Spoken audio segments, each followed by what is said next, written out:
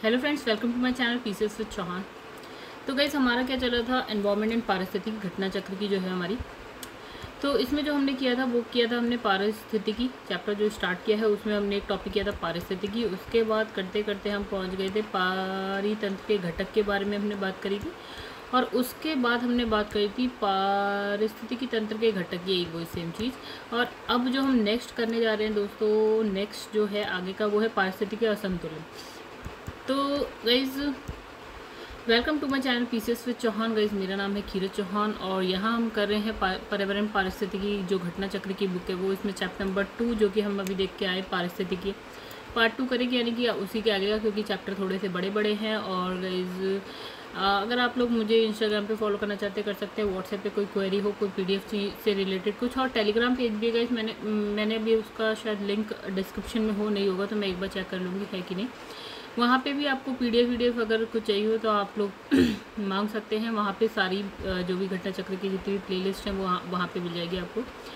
और गाइज़, अगर आपको वीडियो पसंद आती है वीडियो को लाइक कर दीजिएगा, एंड चैनल को सब्सक्राइब नहीं किया है तो गाइज़ चैनल को सब्सक्राइब कर दीजिएगा। चलिए हम लोग आगे चलते हैं, और कमेंट करके जरूर बताया करिए कि आपको वीडियो कैसी लगती है, मतलब मेरा पढ़ाई वो कैसा लगता है। शेयर करिए अगर आपको अच्छा लगता है तो गाइज़, ये रही मेरी पीडीएफ। अगर आप लोग को चाहिए तो आप लोग मुझे मैसेज कर सकते हैं, चैनल को सब्सक्राइब कर सकते हैं। चलिए गाइस, यहाँ 2022 की है ये पीडीएफ, ठीक है। उसमें हम लोग देख लेते हैं हमें क्या पढ़ना है। तो यहाँ पे देखिए, हम पहला चैप्टर जो है पर्यावरण सतत विकास कर चुके हैं, पारिस्थितिकी हमारा चल रहा है। आगे के भी चैप्टर्स देख सकते हैं, हमें आगे क्या क्या पढ़ना है, ठीक है। और इसके बाद चलिए अब हम लोग स्टार्ट करते हैं। चलिए, पारिस्थितिकी असंतुलन से हम लोग बात करेंगे। ये थोड़ा सा इधर और ये थोड़ा सा जूम। अच्छा, यहाँ लिखा है पारिस्थितिकी तंत्र सामान्यतः संतुलित अवस्था में अपनी विभिन्न गतिविधियों को संचालित करता रहता है। यानी कि पारिस्थितिकी तंत्र में बहुत सारी गतिविधियाँ होती हैं, ठीक है। और वो क्या करता है कि उन गतिविधियों को संचालित करता रहता है, लेकिन संतुलित अवस्था में, ठीक है। परंतु विभिन्न कारणों यथा, जैसे कारण बता रहा भी है, जैसे वन उन्मूलन यानी कि वनों का कम होना, प्रदूषण इत्यादि से पारिस्थितिकी असंतुलन की समस्या उत्पन्न होती है। मतलब कि एक जो संतुलित अवस्था में वो अपना काम कर रहा है वो चीज़ें डिस्टर्ब हो जाती हैं। बहुत सारे कारण हैं, जैसे कि वन उन्मूलन और प्रदूषण, ये दो चीज़ यहाँ लिखी। चलिए आगे बढ़ जाते हैं। फिर इसमें लिखा है जो पारिस्थितिकी असंतुलन के मूल कारणों में क्या है, वन उन्मूलन यानी कि लकड़ी काटना सबसे ज़्यादा ये बड़ा कारण माना गया, ठीक है। वन उन्मूलन के कई कारण हैं जिन्हें क्या है अधोलिखित मतलब इसमें दिखाया गया है कि वन उन्मूलन क्यों हो रहा है, यानी कि लकड़ियाँ आप क्यों काट रहे हैं। तो देखिए गाइस, क्यों काट रहे हैं भैया लकड़ी, हम जो है कागज़ बनाने के लिए जो है लकड़ी की आवश्यकता होती है, तो हमें कागज़ की क्या है मांग बहुत ज़्यादा है। शहरीकरण हो रहा है, जिससे क्या होता है जंगलों को काटा जा रहा है और शहर बताए जा रहे हैं। फिर है प्राकृतिक आपदाएं आती हैं, इसकी वजह से भी होता है। हालांकि प्राकृतिक आपदाएं कम आती थी, लेकिन अभी जो है ग्लोबल वार्मिंग क्लाइमेट चेंज की वजह से वो चीज़ें भी बढ़ गई हैं। और जो ग्लोबल वार्मिंग और क्लाइमेट चेंज है वो किसका दिया हुआ है, हमारा दिया हुआ है, ठीक है। फिर है वनों का चारागाह में परिवर्तित होना है, ठीक है। वन क्या बन रहे हैं, वन कट रहे हैं, चारागाह बनते जा रहे हैं। और ये क्या है, वन भूमि का कृषि भूमि में परिवर्तन हो रहा है, यानी वनों को काट के हम कृषि कर रहे हैं। झूम खेती हो रही है, झूम खेती में आप क्या करते हो, वनों को जला देते हो, फिर वहाँ खेती करते हो, फिर उस जगह को छोड़ के दूसरी जगह जाते हो, वहाँ वनों को जलाते हो, फिर खेती करते हो।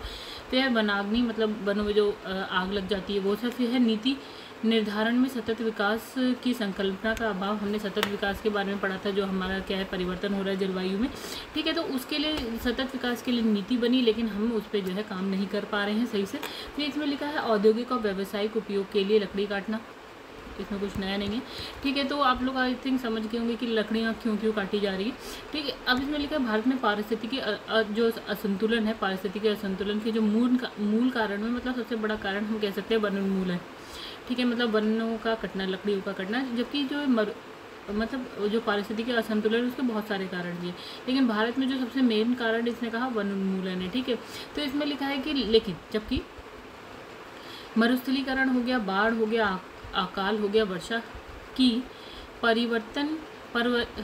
परिवर्तनीयता इसके गौड़ कारकों में है। मतलब गाइस, इसने कहा जो परिवर्तन आ रहा है बाढ़ में, मतलब बहुत ज़्यादा आ रही है, अकाल पड़ता है, वर्षा में परिवर्तन हो रहा है, वर्षा जिस तरह से होनी चाहिए उस तरह से ना होकर चेंज हो गया है काफ़ी, उसमें भी स्थलीकरण हो रहा है। इन सब में जो परिवर्तनीयता है उसके कारण भी क्या होता है, पारिस्थितिकी असंतुलन होता है। लेकिन ये इसके गौड़ गौड़ कारक हैं। गौड़ मतलब क्या होते हैं, मतलब इससे बहुत कम फर्क पड़ता है, ठीक है। जितना फर्क वनोन्मूलन से पड़ता है उससे उसके रिलेटिव में, मतलब उससे कंपैरिजन में क्या होता है, इन सबसे बाकी सबसे कम पड़ता है, ठीक है। तो गाइस अब देखो इसमें लिखा है वन्य जीव संरक्षण।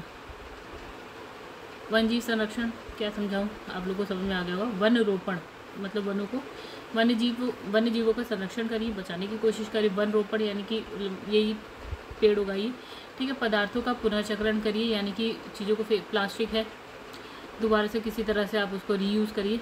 फिर पर्यावरण में व्याप्त प्रदूषण का निवारण, मतलब जो पर्यावरण में प्रदूषण है उसको आप कम करने की कोशिश करिए। पर्यावरणीय ये सब जो चीज़ें हैं पर्यावरणीय संतुलन बनाए रखने में मददगार होता है, ठीक है। और इसमें लिखा है दायित्व है कि जल प्रबंधन, कुछ इसमें समझाने जैसे नहीं। वन रोपण, वन्यजीव सुरक्षा से पारिस्थितिकी संतुलन जो है सकारात्मक रूप से प्रभावित होता है, मतलब ये पॉजिटिव वे में जाएगा, ठीक है। तो गाइस देखिए मैं ना एक एक लाइन पढ़ के उसको एक्सप्लेन करती हूँ ताकि आप लोग को थोड़ा इजीली समझ में आ जाए। मैं पढ़ भी सकती हूँ खाली, जैसे बहुत सारी वीडियोज़ आपको मिल जाती हैं किसमें यूट्यूब पे, तो वो काम भी किया जा सकता है। लेकिन गाइस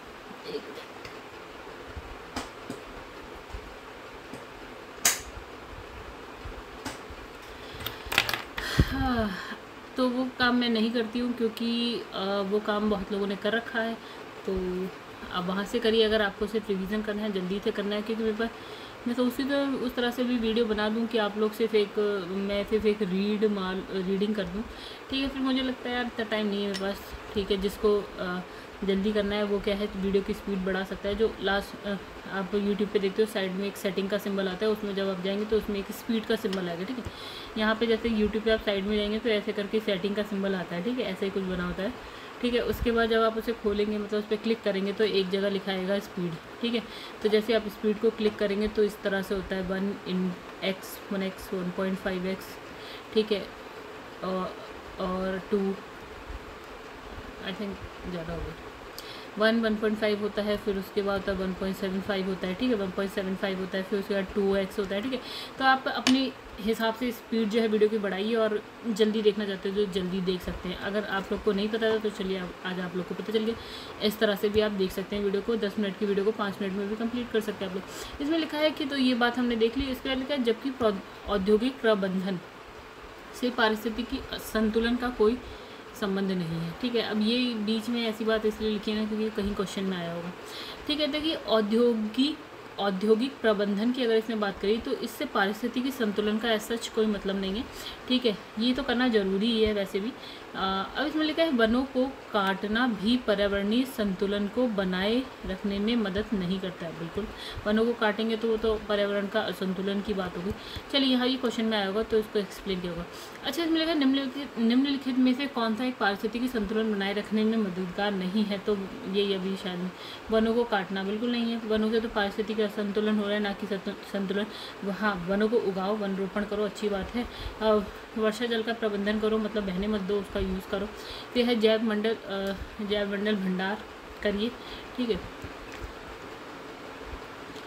तो बस इतनी सी बात है। भारत में पारिस्थितिकी असंतुलन का निम्नलिखित में से कौन सा एक प्रमुख कारण है असंतुलन के लिए? क्या कारण है? देखिए असंतुलन मतलब ये वन उन्मूलन। भारत में सबसे बड़ा कारण क्या है? वन उन्मूलन। हालांकि बाढ़, अकाल, मरुस्थलीकरण, वर्षा की परिवर्तनीयता, ये सारी चीज़ जो है वन असंतुलन में ही भाग लेती है। लेकिन ये क्या है, गौड़, हमने भी पढ़ा ना कि गौड़ कारण में आता है, ठीक है। जो मेन कारण है वो है आपका वन उन्मूलन। भारत की बात कर रहा है। अब लिखा है निम्नलिखित में से किस कार्य से पारिस्थितिकी संतुलन बिगड़ता है? तो लकड़ी काट, सिंपल है, लकड़ी काटी पारिस्थितिकी असंतुलन होगा, ठीक है। वन उन्मूलन बोलते हैं इसे। निम्नलिखित में से किसका पारिस्थितिकी संतुलन से संबंध नहीं है? संतुलन करना है तो जल प्रबंधन करना पड़ेगा। संतुलन करना है तो जल प्रबंधन करना पड़ेगा। संतुलन करता है वन रोपण करना पड़ेगा। संतुलन करना है वन्य जीव संरक्षण करना पड़ेगा। लेकिन इसका ऐसा कोई कार्य संतुलन से कोई वो नहीं पड़ता, औद्योगिक प्रबंधन से। तो वैसे इसमें कुछ भी नया नहीं, इसको आप पढ़ लीजिएगा, बिल्कुल सेम है, इसमें कुछ नया नहीं है, ठीक है, सिंपल सा था। चलिए नेक्स्ट पार्ट, इसमें लिखा है वहन क्षमता और क्या है? पारिस्थितिकी कर्मता, ठीक है। तो इसके नोट्स देख लेते हैं। वहन क्षमता और पारिस्थितिकी क्या है ये?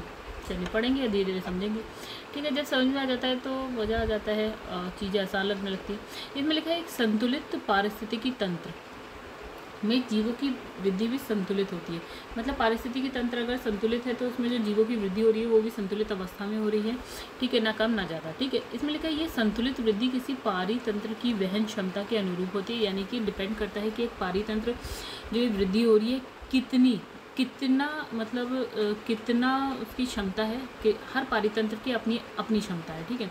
तो डिपेंड करता है उसी क्षमता के अकॉर्डिंग जो है संतुलित वृद्धि हो रही है मतलब जीवों की, ठीक है। उससे ना ज़्यादा होगी अगर पारितंत्र की क्षमता से ना ज़्यादा होगी ना ही उस क्षमता से कम होगी, उतनी ही वृद्धि होगी जितनी उसकी क्षमता होगी, ठीक है, किसी भी पारितंत्र की, ठीक है। अब इसमें लिखा है कि वहन क्षमता की बात है, अथवा जनसंख्या वहन क्षमता किसी भौगोलिक क्षेत्र में पारितंत्र में किसी जीवधारी प्रजाति की उस अधिकतम जनसंख्या के रूप में परिभाषित की जाती है जिससे उस पारितंत्र के संसाधन पोषण प्राप्त कर सके। मतलब सपोज कि एक पारितंत्र की हम बात कर रहे हैं, तो इसने कहा सपोज कि आपका परिवार है, ठीक है, आपका परिवार है, आपके परिवार की जो आय है वो है आपकी 100 रुपये, ठीक है।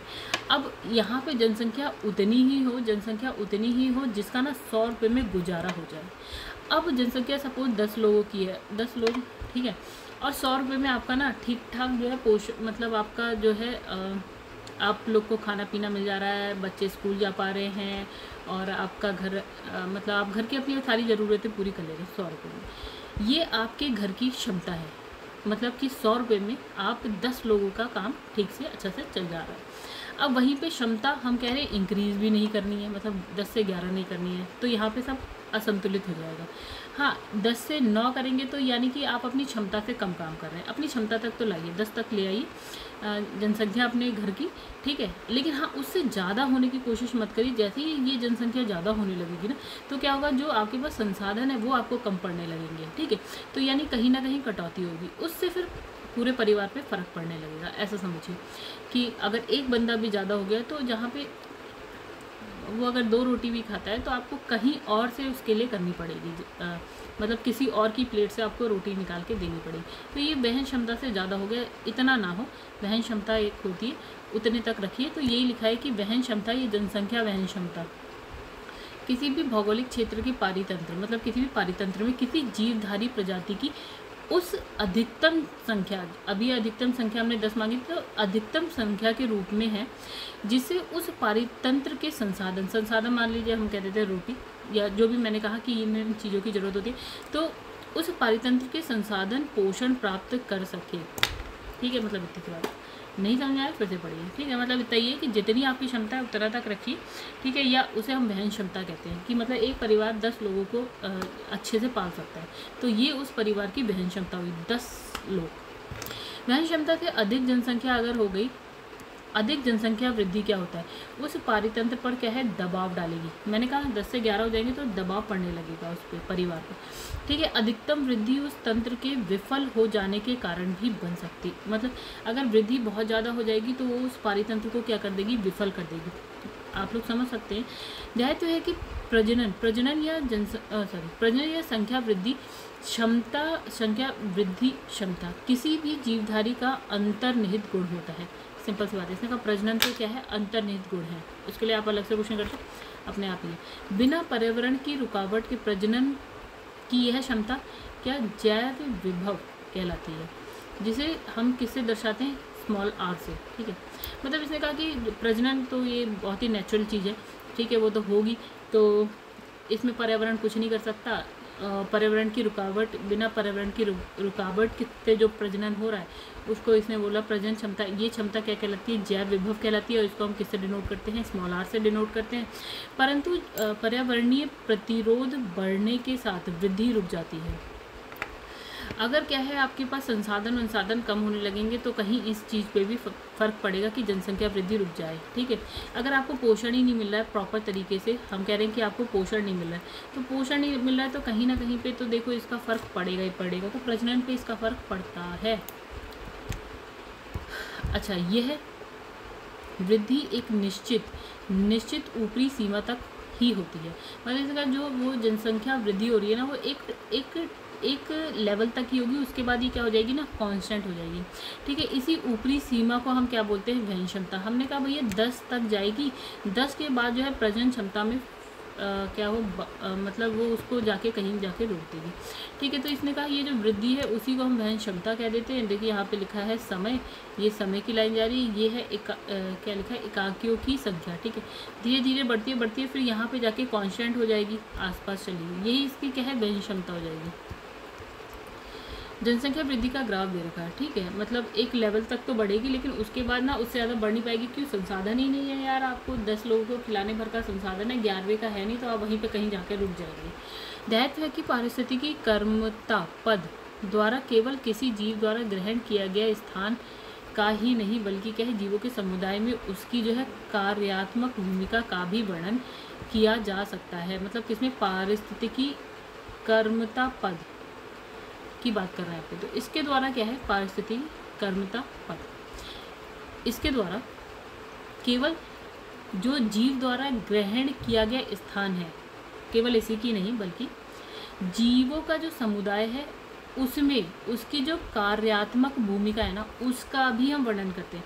मतलब जो स्थान ग्रहण कर रहे हैं उसके साथ साथ उनकी कार्यात्मक भूमिका, उसका भी वर्णन किया जा रहा है पारिस्थितिकी कर्मता पद में, पद के द्वारा। ठीक है, अब इसमें लिखा है किसी, क्वेश्चन आंसर देखिए, किसी निश्चित क्षेत्र में प्राणियों की संख्या की सीमा जिसे पर्यावरण समर्थन कर सकता है कहलाती है। वही वहन क्षमता, पर्यावरण समर्थन कितने का कर सकता है, ये उसकी क्या हो जाएगी, वहन क्षमता हो जाएगी। तो इसमें लिखा है वहन क्षमता, ये जनसंख्या वहन क्षमता, कैरिंग कैपेसिटी बोलते हैं इंग्लिश में, किसी भौगोलिक क्षेत्र के परिवर्तन में किसी जीवधारी प्रजाति की उस अधिकतम जनसंख्या के रूप में परिभाषित की जाती है जिसे उस जो है पारितंत्र के संसाधन पोषण प्राप्त कर सके। एक बात ये सेम है गाइस, मैं इसे बार बार एक्सप्लेन नहीं करूँगी, ये सेम चीज़ है और आप भी इसे बार बार ना पढ़ें, इससे अच्छा तो आप नोट्स पढ़ लें, इतनी देर में आपका और भला हो जाएगा। अब देखिए यहाँ लिखा है निम्नलिखित में से कौन सा एक पद केवल जीव द्वारा ग्रहण किए गए अधिक स्थान का ही नहीं बल्कि जीवों के समुदाय में उसकी कार्यात्मक भूमिका का भी होता है। अभी हमने पढ़ा, क्या पढ़ा, ये पारिस्थितिकी कर्मता। IAS का क्वेश्चन है इसलिए थोड़ा सा अजीब सा। तो इसमें ये भी बिल्कुल सेम पैराग्राफ है, अभी हम जस्ट पढ़ के आए हैं, इसमें टाइम वेस्ट मत करिए, आगे बढ़िए और फिर सेम लिख दिया करिए कि आपको भी ना पढ़ने पड़े। चलिए नेक्स्ट पार्ट यहाँ पे देखते हैं, 70 मिनट की वीडियो हो गई है, आगे देखते हैं। यहाँ लिखा है खाद्य श्रृंखला, तो इंपॉर्टेंट है, हालांकि सब इंपॉर्टेंट है। अब इसमें लिखा है नोट्स देखिए, यहाँ पे लिखा है किसी पारिस्थितिकी तंत्र के संचालन के लिए हमें किसकी आवश्यकता होती है, ऊर्जा की। ठीक है, इतनी बात समझ गए होंगे। कोई पारिस्थितिकी तंत्र है उसको चलाना है तो आपको क्या चाहिए, आपको अपनी बॉडी को चलाना है तो खाना चाहिए, खाना मतलब ऊर्जा ही हुआ। तो उसी तरह पारिस्थितिकी तंत्र को चलाने के लिए भी ऊर्जा चाहिए। ठीक है, फिर जीवों में ये ऊर्जा खाद्य पदार्थों के माध्यम से आती है, मतलब हम में ये ऊर्जा किससे आती है, खाद्य पदार्थ जो हम खाते हैं। ऐसे पदार्थ जिनके ऑक्सीकरण के बाद जीवधारियों को ऊर्जा प्राप्त होती है उसे हम कहते हैं खाद। मतलब जीवधारियों की बात करो तो मनुष्य की बात कर लो आप, एग्जाम्पल लेके चलो। तो इसने कहा कि मनुष्यों को जो है, जो हम ऊर्जा कैसे मिलती है, मतलब इसने कहा कि कोई पदार्थ है उसका ऑक्सीकरण करेंगे, उसके बाद क्या होगा, आपने खाया, ऑक्सीकरण हुआ और आपको क्या मिल गई, ऊर्जा। आपने क्या खाया, वो पदार्थ क्या था, खाद है, खाद फूड आपने खाया, ऑक्सीकरण हुआ, इससे आपकी बॉडी को ऊर्जा मिल गई। पौधे अपना खाद मतलब अपना भोजन जो है स्वयं निर्मित करते हैं, सब जानते हैं। जबकि जंतु जो है खाद यानी कि भोजन के लिए क्या है, पौधों पर निर्भर होते हैं। बिल्कुल आप घास फूस खाते हैं, ठीक है, जैसे आप क्या खाते हैं, पौधों पर कहते हैं, आप अमरूद खाते हैं, आप सेब खाते हैं, आप पालक खाते हैं, आप सब कुछ खाते हैं, सब आप पौधों से ही लेते हैं। ठीक है, इसमें लिखा है खाद्य श्रृंखला विभिन्न प्रकार के जीवधारियों का एक क्रम होता है। ठीक है, जिससे किसी पारिस्थितिकी तंत्र में ऊर्जा का क्या होता है, प्रवाह होता है। मतलब जो ऊर्जा होती है ना, एक से दूसरे, दूसरे से तीसरे, तीसरे से चौथे, ऐसे जाती है। अब लिखा है कि दायित्व है कि जीवों द्वारा ऊर्जा का एक जो प्रवाह होता है ना, वो क्या होता है, एक दिशीय होता है, यानी यूनिडायरेक्शनल होता है, यानी कि एक दिशा में होता है। जैसे इसने लिखा है किसी घास स्थल पारितंत्र की खाद्य श्रृंखला में विभिन्न, तो इसने एक यहाँ पे एक डायग्राम दिया है, ये घास स्थल का पारितंत्र है, राइट, यानी घास का एक बड़ा सा मैदान है। देखो इसमें क्या हो रहा है, सबसे पहले उत्पादक है जो कि घास है, घास उत्पादक है, मतलब ये अपना भोजन स्वयं बनाता है। ठीक है, आगे बढ़ते हैं। अब आया ना घास पे टिड्डा बैठा, ये उपभोक्ता है, यानी उपभोक्ता का मतलब ये जो है ना अपना भोजन उत्पादक से लेता है, मतलब अपने से स्वयं नहीं बनाता है, पेड़ पौधों से लेता है या घास से लेता है जो भी, ठीक है। तो ये हो गया उपभोक्ता, ठीक है। और ये सबसे फर्स्ट नंबर पे हम ले रहे हैं घास को खाने वाला, तो हम इसे प्राथमिक उपभोक्ता कह देते हैं, ठीक है। अच्छा, ये अपना भोजन किससे ले रहा है? घास से ले रहा है। सपोज़ कि घास के पास ना ऊर्जा कितनी है? 100%, ठीक है। अब टिड्डे में ऊर्जा कितनी जाएगी? 100 का 10%, सिर्फ 10%, यानी कि 10 हो गया, 10 गई। 100 का 10% गई, कितना होता है? 100 का 10% कितना होता है? टिंग टिंग टिंग टिंग टिंग 10। तो हमारे पास टिड्डे में चली गई 10, ठीक है। 10 की बात करें।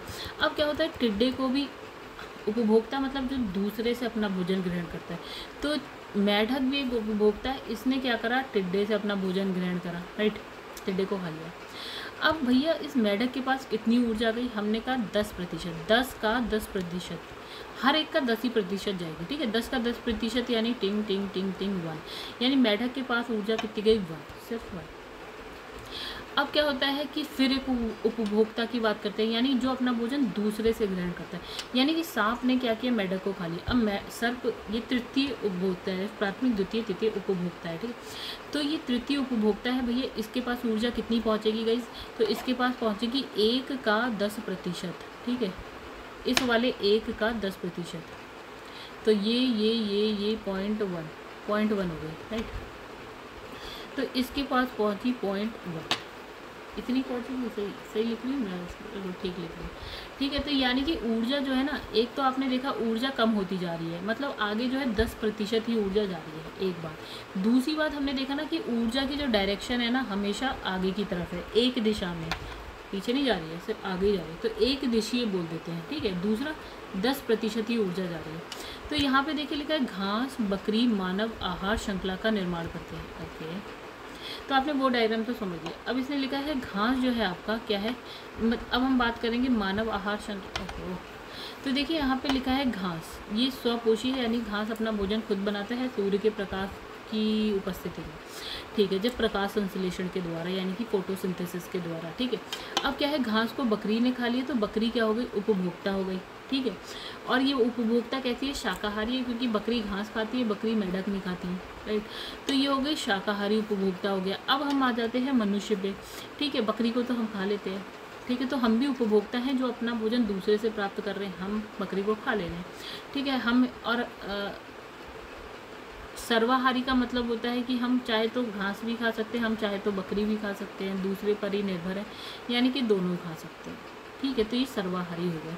तो ये भी एक श्रृंखला हो गई। और इसमें भी कहीं यही होगा कि अगर इसके पास 100% ऊर्जा है तो इसके पास 100 का 10%, यानी कि 10 जाएगी, और इसके पास 10 का 10,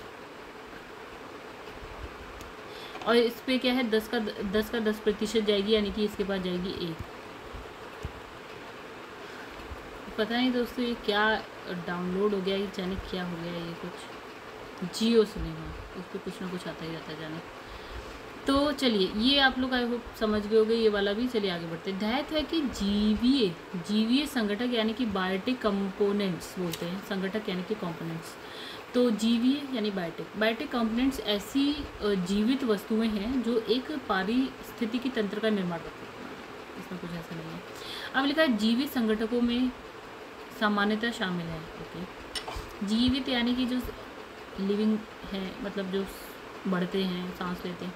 जैसे उत्पादक है, हमने उत्पादक यानी स्वपोषी होते हैं जो अपना भोजन खुद बनाते हैं। पेड़ पौधे स्वपोषी हैं, शैवाल स्वपोषी होते हैं, ये पानी में पाए जाएंगे, ठीक है। उसके बाद हम उपभोक्ता की बात करते हैं, जैसे जानवर अभी हमने सारे देख लिए। मनुष्य भी उपभोक्ता ही है क्योंकि अपना भोजन दूसरों से प्राप्त करता है। फिर होता है अपघटक, बिल्कुल एंड में आता है गाइस, वो क्या करता है ना, मृत जीवों को खा जाता है, ठीक है। जैसे कवक हो गया, जीवाणु हो गया, ख़त्म कर देता है, और फिर यही चक्र जो है दोबारा से चलना शुरू हो जाता है, ठीक है। अब इसमें लिखा है अतः तंत्र में ऊर्जा का अंतरण क्रमबद्ध स्तरों की एक श्रृंखला में होता है, जिसे हम खाद्य श्रृंखला कहते हैं। एक क्रम में चलता है, ये पूरी एक श्रृंखला चलती है, इसे हम खाद्य श्रृंखला कहते हैं। पारिस्थितिकी तंत्र के विभिन्न जीव यानी कि पेड़ पौधे कह लीजिए या जंतु अपनी पोषण संबंधी आवश्यकताओं के अनुसार एक दूसरे पर निर्भर करते हैं। सिंपल सी बात है। अब इसे लिखा है पारितंत्र में जैविक घटकों में से हरे पौधे उत्पादक घटक के अंतर्गत आते हैं जो अपना भोजन खुद बनाते हैं। हरे पौधे सूर्य के प्रकाश का उपयोग करके प्रकाश संश्लेषण की विधि द्वारा अपना आहार जो है स्वयं निर्मित करते हैं। इस प्रकार के पौधे को स्वपोषी कहते हैं। कुछ नहीं है नया। फिर इसमें लिखा है हरे पौधे मानव सहित स्वपोषित भी कहा, क्या लिखा है पता नहीं कहाँ पहुँच गए। हाँ, तो इस प्रकार पौधे को स्वपोषी भी कहा जाता है। हरे पौधे मानव सहित समस्त जंतुओं के लिए प्रत्यक्ष अप्रत्यक्ष रूप से आहार एवं ऊर्जा की आपूर्ति के प्रमुख स्रोत है। मतलब इसने कहा जो हरे पौधे हैं वो डायरेक्ट भी इनडायरेक्ट भी जो है ऊर्जा देते हैं। ठीक है, मानव को भी देते हैं और बहुत सारे जंतुओं को भी देते हैं। चलिए, अब लिखा है वे सभी पौधे जो प्रकाश संश्लेषण के द्वारा भोजन का निर्माण करते हैं क्या प्राथमिक पोषक या उत्पादक है। हमने अभी क्या पढ़ा है गाइस, हम कह रहे हैं उसे हमने बार बार उत्पादक कहा। ठीक है, या आप कह सकते हैं उत्पादक भी कह सकते हैं, आप इसे प्राथमिक पोषक भी कह सकते हैं हरे पौधे को। अच्छा, जो पौधे हैं प्रकाश संश्लेषण हरे रंग के लवक यानी कि क्लोरोफिल की सहायता से करते हैं। जो प्रकाश संश्लेषण की जो क्रिया है ना वो लवक हरे रंग के लवक यानी कि क्लोरोफिल की हेल्प से प्रकाश संश्लेषण की क्रिया करते हैं हरे पौधे। तो क्लोरोफिल के कारण जो है पौधे का जो रंग होता है ना वो कैसा होता है, हरा होता है। तो गाइस ये क्वेश्चन बन गया सॉलिड, अगर आपको नहीं पता तो क्लोरोफिल। ठीक है, अब लिखा है समुद्री खाद्य श्रृंखला में फाइटोप्लैंक्टन मुख्य प्राथमिक उत्पादक होते हैं। जैसे कि अभी जो हमने स्थल वाला पढ़ा उसमें पौधे थे, ठीक है, उत्पादक या घास। वहीं अगर हम समुद्र में चले जाएं तो पौधे की ही तरह क्या होते हैं, फाइटोप्लैंक्टन होते हैं, याद रखिएगा। अब लिखा है फाइटोप्लैंक्टन आप पौधा मान के चलिए, ठीक है, जो हम प्राथमिक पोषक या फिर हम उत्पादक कह रहे हैं, वैसे ही समुद्र में क्या होता है, फाइटोप्लैंक्टन। ये क्या करते हैं, प्रकाश संश्लेषण की प्रक्रिया के द्वारा ऊर्जा प्राप्त करते हैं। सेम है।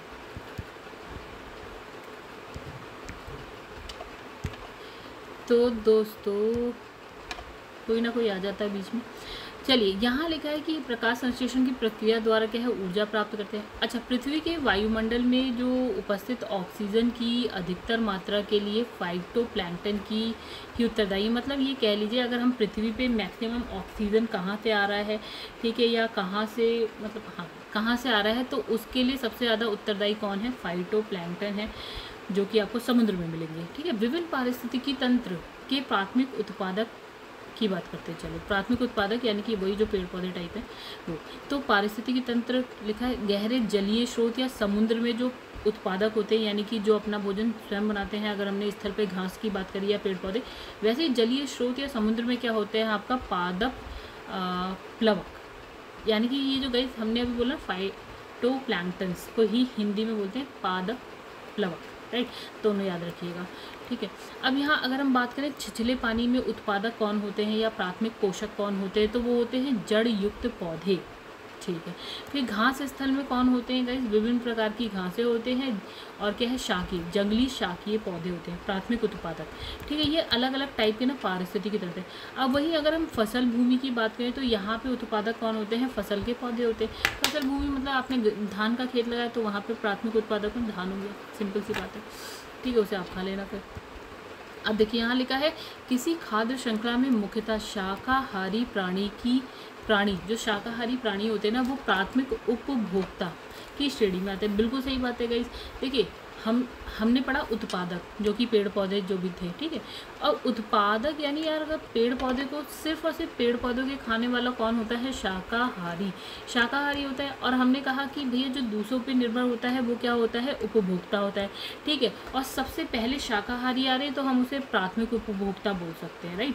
तो यही लिखा है कि जो शाकाहारी प्राणी होते हैं वो क्या कहलाते हैं, प्राथमिक उपभोक्ता कहलाते हैं। जैसे कि हमने वहाँ टिड्डा पढ़ा था या हमने बाद में देखा बकरी पड़ी थी, तो ये क्या होता है ना, बकरी मांस नहीं खाती है, ठीक है, लेकिन उपभोक्ता है जो घास को खा रही है, उत्पादक को खा रही है, तो प्राथमिक उपभोक्ता हो गई। अब लिखा है उदाहरणता क्या है, हिरण जो है शाकाहारी प्राणी था, प्राथमिक उपभोक्ता है, ठीक है, बकरी भी लिख सकते थे वैसे तो, हाँ बहुत सारी चीज़ें हैं। अब लिखा है चींटी जो है आपका, चींटी अपघटक तथा प्राथमिक उपभोक्ता दोनों की श्रेणी में आती है। ये एक नई बात सी हो गई, नई बात नहीं मतलब अलग बात हो गई कि चींटी को आप अपघटक भी कह रहे हो और आप उसे जो है प्राथमिक उपभोक्ता भी कह रहे हो, ठीक है, यानी कि दोनों श्रेणी में। ये जो है पौधे को खाकर क्या है सेलुलोज से ऊर्जा प्राप्त करती है, मतलब ये पौधे को भी खा रही है और एंड में क्या है मृत जीवों को भी खाएगी, ठीक है। तो अपघटक भी है और प्राथमिक उत्पादक भी है, उपभोक्ता भी है। अब लिखा है बाघ जो है वो मांसाहारी प्राणी है तथा लोमड़ी जो है आपका सर्वाहारी है। लोमड़ी का मतलब ये है कि वो जो घास फूस पेड़ पत्ती भी खा रही होगी और क्या है जानवर मतलब मांस भी खा रही होगी, ठीक है। ये दोनों जो है प्राथमिक उपभोक्ता की श्रेणी में नहीं आते। प्राथमिक उपभोक्ता की श्रेणी में वही आएगा जो सिर्फ और सिर्फ शाकाहारी होगा, ठीक है ना। बाघ सिर्फ शाकाहारी, बाघ तो वैसे मांसाहारी है, और जो लोमड़ी है वो तो चलो शाकाहारी भी है बट मांसाहारी भी है, तो वो प्राथमिक उपभोक्ता नहीं हो सकती। प्राथमिक उपभोक्ता सिर्फ जैसे बकरी है, टिड्डा है, और अभी क्या नाम पड़ा था जो भी पड़ा था हमने, हिरन है, ये प्राथमिक उपभोक्ता है क्योंकि ये मांस नहीं खाएंगे, सिर्फ और सिर्फ एक पेड़ पौधे खाएंगे। अब लिखा है वे जीवधारी जो अपना भोजन प्राथमिक उत्पादकों से प्राप्त करते हैं, मतलब प्राथमिक उत्पादक का उत्पादों से, यानी कि हरे पेड़ पौधों से प्राप्त करते हैं, उसे प्राथमिक उपभोक्ता कहते हैं। एक ही बात लिखी है 100 बार। अब लिखा है इन शाकाहारी प्राणियों को खाने वाले जो जीवधारी होते हैं वो मांसाहारी कहे जाते हैं, और ये क्या होते हैं उपभोक्ता परपोषी जीव है। उपभोक्ता परपोषी, उपभोक्ता का मतलब उपभोक्ता यानी कि जो दूसरों से अपना भोजन ग्रहण करे, परपोषी का मतलब वही जो दूसरों से अपना खुद भोजन नहीं बना रहे, ठीक है। तो यानी कि जो शाकाहारी को खा रहे मांसाहारी हुए। अब लिखा ध्यान है कि साग सब्जियों का सेवन करने पर मनुष्य जो है प्राथमिक उपभोक्ता और मांस भक्षी होने पर द्वितीय उपभोक्ता की श्रेणी में आएगा। यानी कि हम जो शाक सब्जी भी खा रहे हैं और क्या है मांस भी खा रहे हैं, तो हम जो आ गए ना द्वितीय सेकंड वाला जो उपभोक्ता होता है वो मनुष्य हो गया, ठीक है। अब इसमें लिखा है अपघटक वे जीव हैं, ठीक है। अपघटक वे जीव हैं जो अपक्षय या सड़न की प्रक्रिया को तेज करते हैं, जिससे पोषक तत्वों का पुनः चक्रीकरण होता है। यानी कि अगर कोई मृत जीव या पेड़ पौधा है तो क्या होता है वो सड़ने लगेगा, तो सड़ने की प्रक्रिया को तेज करने का काम कौन कर रहा है, अपघटक कर रहे हैं। और फिर वो जब सड़ वड़ जाएगा, जब वो कोई भी चीज़ क्या है 3 चीज़ों से, जल, मृदा और एक क्या वायु, इन सबसे अग्नि किससे बनी होती है, तो ये सब ना बाद में मरने के बाद सड़गल के यही बन जाते हैं, मिट्टी उट्टी टाइप बन जाते हैं। अब मिट्टी क्या वापस से पौधों में चली जाती है, मिट्टी में जो पोषण होते हैं वो वापस से पौधों में चले जाते हैं, तो ये हो जाएगा पुनः चक्रीकरण, मतलब एक चक्र सा चलता जाएगा। अब लिखा है अपघटक निर्जीव कार्बनिक तत्वों को अकार्बनिक यौगिक में तोड़ दे। तो गैस याद रखिए ये एक अच्छा क्वेश्चन हो सकता है।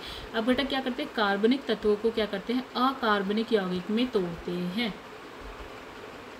यानी कि अगर मनुष्य है, सपोज मृत मनुष्य है, वो उसके बॉडी में क्या कार्बनिक तत्व होंगे, अब मर गया, अब उसको क्या वो क्या करेंगे, जो कार्बनिक तत्व है उसको जो है ख़त्म तोड़ के या बदलने का काम करते हैं अकार्बनिक यौगिकों में, ठीक है। अब लिखा है सूक्ष्म जीवों को एक विस्तृत किस्म जैसे फफूंदी, सूक्ष्म जीव फफूंदी, जीवाणु, गोल कृमि, प्रोटोजोआ, केचुआ अपघटकों की भूमिका अदा करते हैं। अपघटक बताए हैं क्या क्या हो सकते हैं, फफूंदी है, जीवाणु है, गोल कृमि है, प्रोटोजोआ है, केचुआ है। अपघटक पोषण के लिए जो है मृत कार्बनिक पदार्थों या फिर अपरद भी कहते हैं, याद रखिएगा गाइस, मृत कार्बनिक पदार्थ या अपरद पर निर्भर होते हैं। मतलब जो अपघटक होते हैं वो अपने भोजन के लिए मृत कार्बनिक पदार्थ पे या अपरद, याद रखिएगा दूसरा वर्ड, इस पर निर्भर होते हैं। अधिकांश जो अपघटक होते हैं उपभोक्ता की तरह अपना भोजन निगलते नहीं हैं, हम लोग जैसे खा लेते हैं ना अंदर निगल लेते हैं, बल्कि वे क्या करते हैं अपने शरीर से मृत या मृतप्राय जीवधारियों पर विभिन्न प्रकार के एंजाइम का स्राव करते हैं। मतलब ये कोई मृत पड़ा हुआ जीव है, उस पर ये अपघटक बैठ गया, अपने शरीर से एंजाइम निकालने लगेगा, उस मृत शरीर पे क्या करेगा, अपने शरीर से एंजाइम का क्या करेगा स्राव करने लगेगा उस मृत शरीर पे, जिससे विखंडित होकर मृदा में सामान्य अकार्बनिक पदार्थ का उत्सर्जन हो जाता है। हमने वही कहा कार्बनिक पदार्थ अकार्बनिक पदार्थ में बदल जाता है, ठीक है। ये खाते निगलते नहीं, इस तरह से अपना जो है पोषण ग्रहण कर लेते हैं। फिर लिखा है इन्हें पौधे मृदा से प्राप्त होते हैं, क्या इन्हें पौधे मृदा से प्राप्त होते हैं। अच्छा सॉरी, इसमें गलत पड़ गई। तो ये जो है कार्बनिक पदार्थ को अकार्बनिक पदार्थ में बदल देते हैं और इन अकार्बनिक पदार्थों को पौधे जो है मृदा से प्राप्त कर लेते हैं। मतलब ये फिर पौधे ले लेते हैं मृदा से, क्योंकि मिट्टी में मिल जाते हैं, मिट्टी से जो ये पदार्थ हैं फिर ये पौधों में चले जाते हैं। ठीक है, तो इस प्रकार जो है कार्बन है, नाइट्रोजन है, फॉस्फोरस, अन्य अकार्बनिक तत्वों का क्या होता है, पारितंत्र में पुनः चक्रीकरण होता रहता है, एक साइकिल से चलती जाती है। किस किस के लिखिए, कार्बन है, नाइट्रोजन है, फॉस्फोरस है, अन्य अकार्बनिक तत्व का क्या होता है, पुनः चक्रीकरण होने लगता है। चलो आगे बढ़ो। फिर इसमें लिखा है स्थलीय पारितंत्र की तरह समुद्री पारितंत्र में भी खाद्य आहार श्रृंखला पाई जाती है। मतलब उसमें भी एक पूरी साइकिल चलती रहती है। अब लिखा है एक साधारण समुद्री आहार श्रृंखला की यहाँ बात करिए। देखो यहाँ पे स्वपोषी में क्या होता है, हमने फाइटोप्लैंक्टन पढ़े थे, उसमें एक का नाम लिख दिया इसने, डाइटम, राइट। फिर डाइटम को खाने वाला उपभोक्ता हुआ, उपभोक्ता, और जो साग सब्जी खाएगा वो शाकाहारी हो गया। तो वो होते हैं आपका क्रस्टेशियाई। तो कैसे ये रट लीजिएगा, और ज़रूरी है रट ही लीजिएगा। अब इसको खाने वाला तो भी उपभोक्ता हुआ, क्योंकि वो दूसरे पे निर्भर है। और दूसरा है कि अगर वो किसी जीव को खा रहा है तो वो मांसाहारी हो। तो यहाँ पे लिखा हेरिंग, फिश है। ठीक है, तो ये 3 नाम है, छोटे छोटे याद रखिएगा, याद हो जाएगा, 4 बार पढ़े। तो उल्लेखनीय है कि तितलियाँ कई पुष्पीय पौधों के परागण में महत्वपूर्ण भूमिका निभाती हैं। चलो इसमें कुछ नया नहीं। इसकी क्या है, संख्या में गिरावट से क्या होता है, पौधों के परागण पर प्रतिकूल प्रभाव पड़ेगा। बिल्कुल, अगर क्या होगा, तितलियाँ होंगी, परागण का कार्य कर रही हैं, तितलियाँ कम हो जाएंगी तो परागण का कार्य भी कम हो जाएगा। तितलियाँ खाद्य श्रृंखला में निम्न सदस्य के रूप में कार्य करती हैं। ठीक है, अब देखो यहाँ लिखा है कि ये बर्रे, मकड़ी, पक्षी, मेंढक, सर्प इत्यादि का भोजन है। मतलब तितलियों को ये लोग खा लेते हैं। अतः तितलियों की संख्या में गिरावट से क्या होता है, खाद्य श्रृंखला पर भी प्रतिकूल प्रभाव पड़ेगा। यानी कि इसने ये बोला, जैसे हम लोग कहते हैं ना गाइस, मांस मत खाइए, मत ही खाइए। तो गाइस इसमें देखिए ये है कि अगर कोई भी श्रृंखला में अगर थोड़ा सा भी परिवर्तन हो रहा है तो उसका जो है पूरी श्रृंखला पर प्रभाव पड़ेगा। हम कहते हैं कि भैया बकरियों को मत खाओ, शेर बकरी को ना खाए, मनुष्य तो छोड़ो, शेर बकरी को ना खाए, हम कहते नहीं खाएगा। चलो, तो इससे क्या होगा, बकरियों की संख्या बढ़ेगी। और शेर क्या है, उसका तो भोजन ही वो बकरी है, वो नहीं खाएगा तो शेरों की संख्या का कम हो जाएगी। अब शेरों को खाने वाले, मान लीजिए अपघटक ही हम कह देते हैं, अपघटक ही मृत जीवों को खाते हैं अपघटक। तो क्या होगा यार, अपघटक शेरों की संख्या कम होगी मान लेते हैं, तो अपघटक को भी उनका भोजन नहीं मिल पाएगा। अच्छा, अब अपघटकों को उनका भोजन नहीं मिलेगा तो वो कार्बनिक पदार्थ को अकार्बनिक पदार्थ में कहाँ से बदलेंगे, नहीं मतलब मिट्टी में पोषण का स्तर कम हो जाएगा। जब मिट्टी में पोषण का स्तर कम हो जाएगा तो भैया वो पोषण पौधों तक नहीं जा पाएगा। अब जब पोषण ही नहीं है तो पौधे तक नहीं जा पाएगा, तो पौधे अपना भोजन कहाँ से, मतलब कैसे वृद्धि करेंगे, तो पौधों की संख्या कम हो जाएगी। जब पौधों की संख्या कम हो जाएगी गाइस, तो वो बकरी क्या खाएगी, जिसको हमने कहा कि भैया शेर बकरी को ना खाए या मनुष्य बकरी को ना खाए, अब बकरी क्या खाएगी, तो गाइस क्या होगा, बकरी भी मर ही जाएगी ख़त्म ही हो जाएगी। यानी कि सब कुछ खत्म हो जाएगा। यानी एक श्रृंखला में से आप एक को भी कम कर दो या कह दो कि यार ये इसको ना खाए, तो पूरी श्रृंखला डिस्टर्ब हो जाएगी। वो यही लिखा है। चलो यहाँ पे लिखा है कि एक घास स्थलीय पारिस्थितिकी तंत्र के खाद्य श्रृंखला में विभिन्न घटकों का सही क्रम। देखिए, घास को टिड्डा खाता है, टिड्डे को मेढक खाता है, मेढक को सर्प खाता है। तो ये हो गया। चलो, और ये तो हमने पूरा डायग्राम देखा है। ठीक है, तो घास क्या था, आपका उत्पादक था, टिड्डा आपका उपभोक्ता था प्राथमिक, मेढक क्या था, उपभोक्ता था द्वितीय, और सर्प क्या था, उपभोक्ता था 3rd नंबर पे, तो तृतीय। तो इसमें से कौन खाद्य श्रृंखला का निर्माण करता है, घास, बकरा, आदमी? हाँ कह सकते, हाँ घास तो बकरा खा रहा है, बकरे को आदमी खा ले रहा है। तो इसमें लिखा है कि घास, बकरा, आदमी ही क्या है, खाद्य श्रृंखला का सही रूप में जो है प्रतिबिंबित करता है। खाद्य श्रृंखला का क्रमशः प्राथमिक उत्पादक होता है, यानी कि घास, प्राथमिक उपभोक्ता हो गया बकरा, द्वितीय उपभोक्ता हो गया मनुष्य, और तृतीय उपभोक्ता कह लो मनुष्य को शेर ने खा लिया। अच्छा, तो इसमें जो है घास जो है प्राथमिक उत्पादक, ये ठीक है। और लिखा है निम्नलिखित में से कौन आहार श्रृंखला का निर्माण करता है, घास, गेहूँ। घास को गेहूँ नहीं खाएगा ना, तो गलत है। हाँ, घास को बकरी खा लेगी, बकरी को मनुष्य खा लेगा, ये भी सही है। ठीक है, तो इसमें कुछ भी नया नहीं है। निम्नलिखित में से पारिस्थितिकी तंत्र का कौन सा एक जीवीय संगठक नहीं है? ओके, तो इसने कहा जीवीय संगठक। तो वनस्पति तो भैया जीवीय संगठक है, वृद्धि करती है, सांस लेती है। जानवर वृद्धि करता है, सांस लेता है। जीवाणु वृद्धि करता है, सांस लेता है, ठीक है, लेता ही होगा। तो लेकिन वायु तो वृद्धि सांस नहीं लेती, तो वायु नहीं है, ठीक है, बाकी सब है। अब लिखा है पारितंत्रों में खाद्य श्रृंखलाओं के संदर्भ में निम्नलिखित तथ्यों पर विचार करें। चलो, खाद्य श्रृंखला उस क्रम का निर्देश करती है जिसमें जीवों की एक श्रृंखला एक दूसरे के आहार द्वारा पोषित है। बिल्कुल सही, एक जो है दूसरे पर पोषित आहार के लिए खाद्य श्रृंखला एक जाति की समष्टि के अंतर्गत पाई जाती है। अरे नहीं भैया, खाद्य श्रृंखला पूरी एक जाति वाति कुछ नहीं आ रहा है इसमें। खाद्य श्रृंखला उस प्रत्येक जीव की संख्या का जो दूसरे के द्वारा खाई जाती है निर्देशन करती है। तो गाइस घूम फिर के पहला सही है, दूसरा और तीसरा तो एकदम से गलत है। ठीक है, चलो इसमें लिखा है पारिस्थितिकी तंत्र में ऊर्जा का अंतरण क्रमबद्ध स्तरों की एक श्रृंखला में होता है। खाद्य श्रृंखला कहते हैं इसे। पारिस्थितिक तंत्र के विभिन्न जीव अपने पोषण संबंधी आवश्यकताओं के अनुसार एक दूसरे पर निर्भर करते हैं। पहला सही हो गया। खाद्य श्रृंखला विभिन्न जातियों की समष्टि के अंतर्गत पाई जाती है, किसी एक के अंतर्गत नहीं पाई जाती, तो दूसरा गलत हो गया। फिर से लिखा है कि खाद्य श्रृंखला जीवों की निर्भरता का विश्लेषण खाद्य श्रृंखला में जीवों की निर्भरता का विश्लेषण नहीं पाया जाता, तीसरा गलत। इनमें एक पारिस्थितिकी तंत्र में निम्नलिखित में से कौन प्राथमिक उपभोक्ता है। ठीक है, प्राथमिक देखो उपभोक्ता जो दूसरे पे निर्भर करेगा, प्राथमिक वो जो सिर्फ शाकाहारी होगा। ठीक है, तो इसमें देख लेते हैं कौन कौन है शाकाहारी। बाघ तो नहीं है, लोमड़ी भी नहीं है, चींटी तो बिल्कुल नहीं है, तो इसमें आंसर हमारा हिरण है।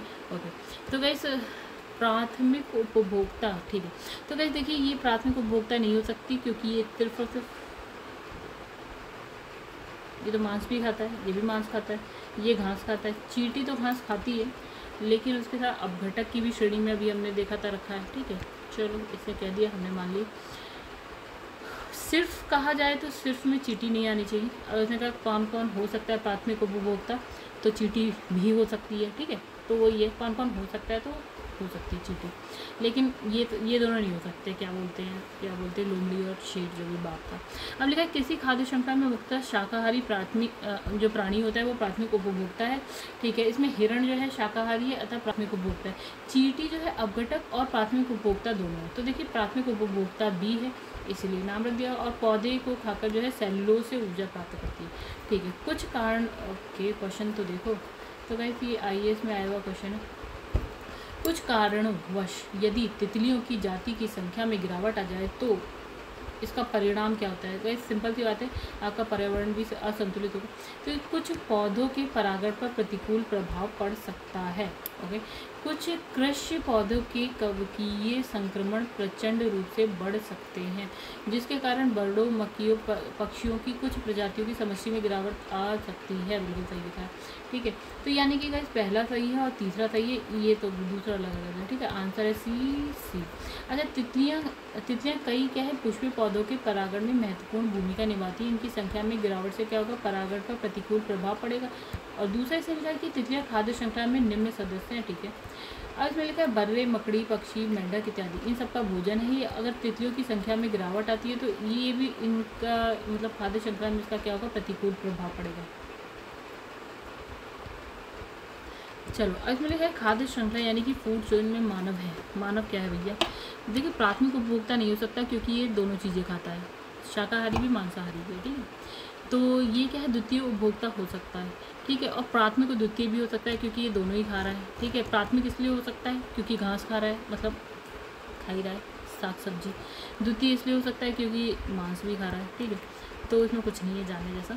इसमें लिखा है समुद्री वातावरण में प्रमुख जो है प्राथमिक उत्पादक यानी कि जो अपना भोजन स्वयं बनाते हैं जैसे कि पेड़ पौधे टाइप, तो वो होते हैं फाइटोप्लैंक्टन। ठीक है, अब इसमें लिखा है समुद्री खाद्य श्रृंखला में फाइटोप्लैंक्टन जो है आपका क्या होते हैं, प्राथमिक उत्पादक होते हैं। ये प्रकाश संश्लेषण की क्रिया में ऊर्जा प्राप्त करते हैं। पृथ्वी के वायुमंडल में जो उपस्थित ऑक्सीजन है वो कहाँ से सबसे ज़्यादा आती है, वो आती है फाइटोप्लैंक्टन से ही आती है। ठीक है, और जैसे हमारे पेड़ पौधे ऑक्सीजन छोड़ते हैं वैसे फाइटोप्लैंक्टन भी छोड़ते हैं, लेकिन सबसे ज़्यादा पूरी पृथ्वी पे यही छोड़ते हैं। अब लिखा निम्नलिखित तंत्र के जैविक घटकों में कौन जो है उत्पादक घटक है। उत्पादक का मतलब है जो अपना भोजन खुद बनाता है, तो कैसे कौन बनाता है, हरे पौधे बनाते हैं ऑब्वियसली। ठीक है, तो इसमें लिखा है जैविक घटकों में हरे पौधे उत्पादक घटक के अंतर्गत आते हैं। हरे पौधे सूर्य के प्रकाश की क्रिया में प्रकाश संश्लेषण की वृद्धि द्वारा क्या होता है, अपना आहार स्वयं बना लेते हैं। प्रथम पोषक स्तर के अंतर्गत आते हैं। तो कौन आते हैं गाइस, ये होता है हरे पौधे आते हैं, कुछ नहीं आते। ठीक है, अपना भोजन खुद बनाते हैं, प्रकाश संश्लेषण की क्रिया के द्वारा जैविक और अजैविक संगठकों के मध्य बिचौलिए का कार्य करते हैं। अच्छा, तो देखिए गाइस जैविक और अजैविक, सपोज कि ये पौधा है, ठीक है, फिर यहाँ से ये आ रहा है, यहाँ पे एक बकरी आ रही है, 1 2 3 4, ठीक है, और हो गया। तो अजैविक संगठक में हम ले लेते हैं वायु, ले लेते हैं, ठीक है, मान लेते हैं ये तो हो गया जैविक, ये हम वायु ले लेते हैं या कार्बन डाइऑक्साइड बोल देते हैं, इसे गैसों का मिश्रण है। ये हो गया अजैविक। अब कार्बन डाइऑक्साइड के द्वारा जो है पेड़ों ने जो है अपना भोजन बना लिया, इस भोजन को खाने का काम जैविक संगठक यानी कि बकरी कर रही होगी। तो ये देखिए इसके और इसके बीच में बिचौलिए का काम कौन कर रहा है, पेड़ कर रहा है।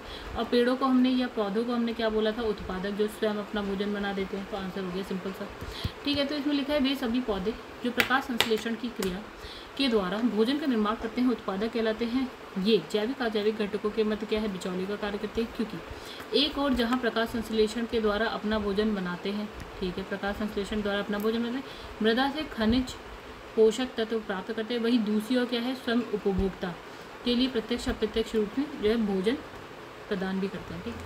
उपभोक्ता में शाकाहारी, मांसाहारी, सर्वाहारी सारे आ गए। प्राथमिक तंत्र पारिस्थितिकी तंत्र के संदर्भ में निम्नलिखित कथनों पर विचार कीजिए। स्वपोषी स्तर पर उत्पादन को प्राथमिक उत्पादकता कहते हैं, बिल्कुल सही। द्वितीय उत्पादकता का संदर्भ परपोषी स्तर से, बिल्कुल सही, दोनों ही सही है, इसमें कुछ समझाने जैसी बात नहीं है। चलो आगे। तो फिर ये बहुत बड़ा है यार, ये खत्म ही नहीं हो रहा। पारिस्थितिकी तंत्र में जैविक संगठकों को दो प्रमुख भागों में बांटा गया है, स्वपोषी, परपोषी। स्वपोषी वो होते हैं जो अपना भोजन खुद बनाते हैं प्रकाश संश्लेषण के द्वारा, या तो प्रकाश संश्लेषण के द्वारा या रासायनिक संश्लेषण के द्वारा क्या करते हैं, अपना भोजन खुद बनाते हैं। और इसे हम क्या बोलते हैं, या तो उत्पादक बोल देते हैं या प्राथमिक उत्पाद पोषक बोल देते हैं। अभी द्वितीय उपभोक्ता की अगर बात करें तो परपोषी होते हैं जो अपना भोजन स्वयं तो नहीं बनाते, भोजन के लिए पौधों पर निर्भर करते हैं, जैविक तत्वों से अपना आहार ग्रहण करते हैं। तृतीय उपभोक्ता की बात करें तो ये द्वितीय उपभोक्ता से अपना भोजन ग्रहण करते हैं, ठीक है। तो वही इतनी सी बात है वैसे, इसमें क्या मैं बार बार बताऊँ। तो ये हो गए, तो वैसे ये तो ये हो गया सूर्य के प्रकाश में प्रकाश संश्लेषण के द्वारा पौधे जो है अपना भोजन खुद बनाते हैं, इसे हम बोलते हैं उत्पादक, ठीक है। फिर आ जाते हैं, इसको खाने वाला बंदा हो गया शाकाहारी, ठीक है। शाकाहारी को उपभोक्ता बोलते हैं और प्राथमिक उपभोक्ता। शाकाहारी को खाने वाला हो जाता है मांसाहारी, मांसाहारी हो गया उपभोक्ता लेकिन द्वितीय उपभोक्ता। तीसरा होता है शीर्ष मांसाहारी जो सिर्फ मांसाहारियों को ही खाता है, अच्छा, तो ये तृतीय उपभोक्ता हो गया। ये ऊर्जा की ज़रूरत, देखो ऊर्जा का प्रवाह हो रहा है, कैसे हो रहा है, हमने कहा था 10% ऊर्जा ऊपर जाती है, तो ये 10 पेड़ों के पास जितनी भी है उसकी 10% ऊपर जाएगी, शाकाहारी के पास जितनी भी है उसकी 10% ऊर्जा ऊपर जाएगी, फिर इसकी 10% ऊर्जा ऊपर जाएगी, यानी कि ऊर्जा की दिशा या प्रभाव बता रहे हैं, जो कि एक दिशा होता है, एक डायरेक्शन में होता है। चलो हो गया। निम्नलिखित युग्मों में से कौन सही है, तो इसने बोला हरे पौधे, पारिस्थितिकी तंत्र, बिल्कुल सही है। मतलब पर्वत, इसने सर्वाधिक स्थायी पारिस्थितिकी तंत्र है, गलत। सर्वाधिक स्थायी पारिस्थितिकी तंत्र हमने कहा था समुद्र। दूसरा अजैविक अवयव है जीवाणु, गलत। जैवीय है। वर्षा, ग्लोबल वार्मिंग, वर्षा से ग्लोबल वार्मिंग का संबंध कैसे हुआ। हाँ, हरे पौधे जो है पारिस्थितिकी तंत्र का एक क्या है, पार्ट है। और इसमें लिखा है हरे पौधे पारिस्थितिकी तंत्र सही संतुलित विकल्प है, ठीक है। सर्वाधिक स्थायी पारिस्थितिकी तंत्र महासागर है, जीवाणु जो है आपका जैविक अवयव है, और ग्लोबल वार्मिंग के लिए क्या है, जलवाष्प, कार्बन डाइऑक्साइड, मीथेन, ये सब उत्तरदायी है। अच्छा, ये कहा है। तो इसमें लिखा है पारितंत्र में खाद्य श्रृंखलाओं के संदर्भ में निम्नलिखित में से किस प्रकार के जीव अपघटक जीव है। मतलब इसने कहा पारितंत्र में अपघटक बताओ, तो ये भी है, ये भी है, सारे ही हैं। अच्छा, विषाणु नहीं है, ठीक है। कवक और जीवाणु, सॉरी गाइस, विषाणु नहीं था, ठीक है। हमने अभी पढ़ा भी था, विषाणु उसमें नहीं था। देखिए, अपघटक वे जीव होते हैं जो अपक्षय यानी कि सड़न की प्रक्रिया को बढ़ा देते हैं और पोषक तत्वों का पुनः क्या करते हैं, चक्रीकरण करते हैं।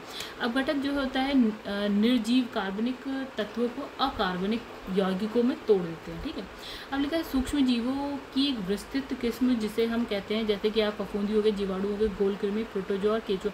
तो गाइस जहाँ पे ना समझ लीजिए और लिखा है ना, तो यानी इसके आगे ऑप्शन ही नहीं बचता है कि आप इसके आगे भी कुछ लिख सकते हैं। हाँ, अगर ऐसा लिखा हो कि फफूंदी, जीवाणु, गोलकृमि, प्रोटोजोआ, केचुआ एक्सेट्रा इत्यादि, तो आप इसमें और ऐड कर सकते हैं, ठीक है। लेकिन जहाँ और लिख दिया वो बस इतना ही, यानी कि यहाँ पे 5 नाम लिखे तो 5 ही है, ठीक है। चलो, हम विषाणु उसमें नहीं लिखा तो विषाणु आंसर नहीं होगा। ओके, निम्नलिखित में से कौन सा एक आहार श्रृंखला का सही क्रम है। ओ गॉड, डाइटम, ये वाला जो समुद्र वाला डाइटम, क्रस्टेशियाई और क्या हेरिंग, ये हमने देखा था गाइस, ये समुद्र वाला है, इसमें कुछ भी देर तक पढ़ने जैसा नहीं है। देखिए ये ओके, तो खत्म हो गया, मैं भी थक गई थी एक ही चीज पढ़। तो गाइस यहाँ पे देखिए वीडियो खत्म। वीडियो पसंद है तो लाइक कर दीजिएगा, चैनल को सब्सक्राइब कर दीजिएगा। इस और भी बहुत सारे काम है, तो मैं सोच रही फटाफट वीडियो खत्म हो और मैं चलो ठीक है। तो गाइस यहाँ पे चलो क्या करते हैं, वीडियो को एंड कर देते हैं और नेक्स्ट वीडियो में मिलेंगे हम। देखिए आगे क्या लिखा था, ऊर्जा का प्रभाव। ये वही चीज़ हमने कहा कि इससे 10% ऊर्जा आगे जाती है, यही लिखा होगा पूरे चैप्टर में और कुछ नहीं। बहुत आसान है, अगर कोई अच्छे से समझा दे तो बहुत ही आसान है और कुछ भी नहीं है। चलिए गाइस बाय।